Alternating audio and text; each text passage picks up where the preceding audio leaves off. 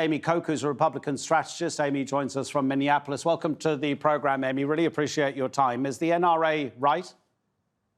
Well, I don't fully support everything the NRA has said in there, and I wouldn't go quite as vocal about it. But I think it's hard for folks to understand in other parts of the world what this debate is in America, because in a lot of ways it's quintessentially an American debate.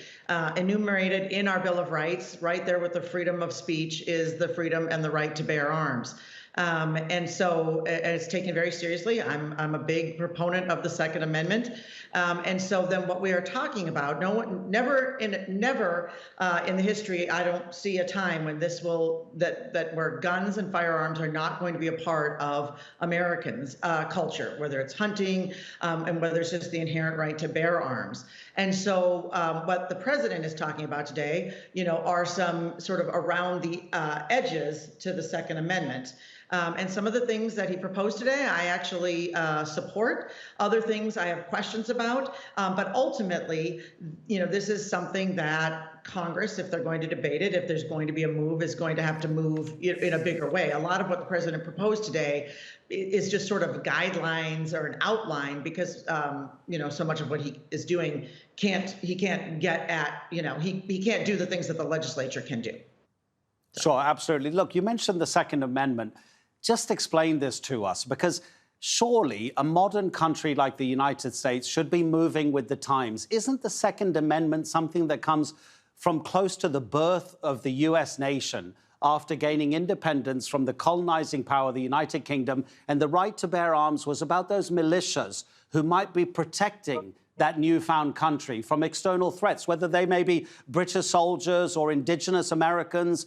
Isn't that a bit outdated now? Well, but how we view it is that the Second Amendment protects the right to bear arms, whether it's against foreign militias, colonial power, or to have our own home protection, to have our own protection in our homes.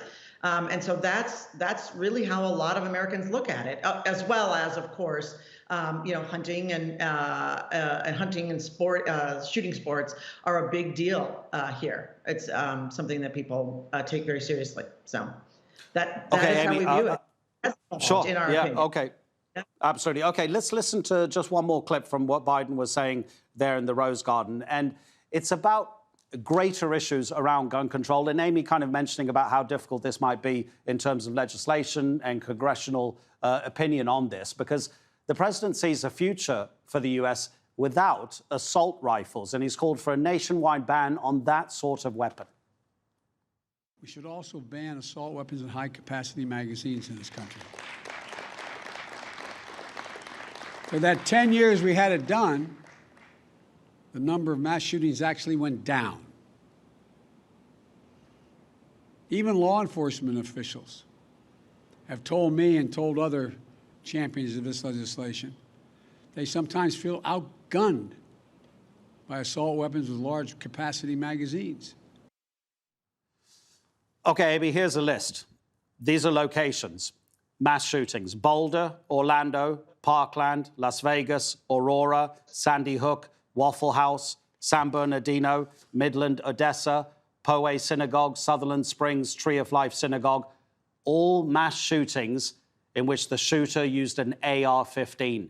Surely that is a weapon that is not designed to be pointed at a human being. It's surely a weapon of war, not even to kill a deer. Yeah, so I think what the president's talking about, and I think even for folks on the Republican side of the aisle, conversations can be had in a reasonable way. And I know it's difficult. And just today, there's reports now of a new shooting in South Carolina where a former I believe it was NFL player, just killed or injured 5 people. So, a couple things that I would say. When we're talking about assault rifles, I think it's all about the details and the definitions on that. And the same thing it is for red flag laws. Red flag laws have actually been passed in 19 states already, both red and blue states. when you're talking about a red flag law, making sure that a judge can actually, like in a domestic violence case, can decide, hey, you have been reckless and you have given up the right to have a gun for a certain amount of time, a year or 2 years or whatever the judge decides. That's actually passed in about 19 states. So I think that that is a place where Republicans and Democrats could come around and find something reasonable. The president talked today about violence interruption because, frankly, as I said, the Second Amendment and guns are not going away in America.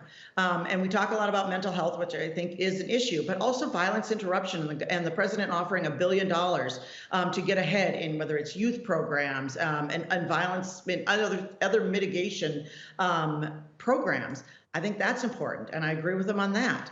So, what I would just wish, and I'm a former legislator and I'm no longer there, but I wish that, I would hope that the president, I would hope that the leaders in the House and the Senate would sit down and try to work things and work on things in a real, non-political fashion. I think the probably most controversial thing that came out of today's announcement was the president appointing to the ATF the former gun the former gun lobbyist. And so I think that I don't know that he's going to be able to actually get confirmed by the Senate. I think that that's in doubt.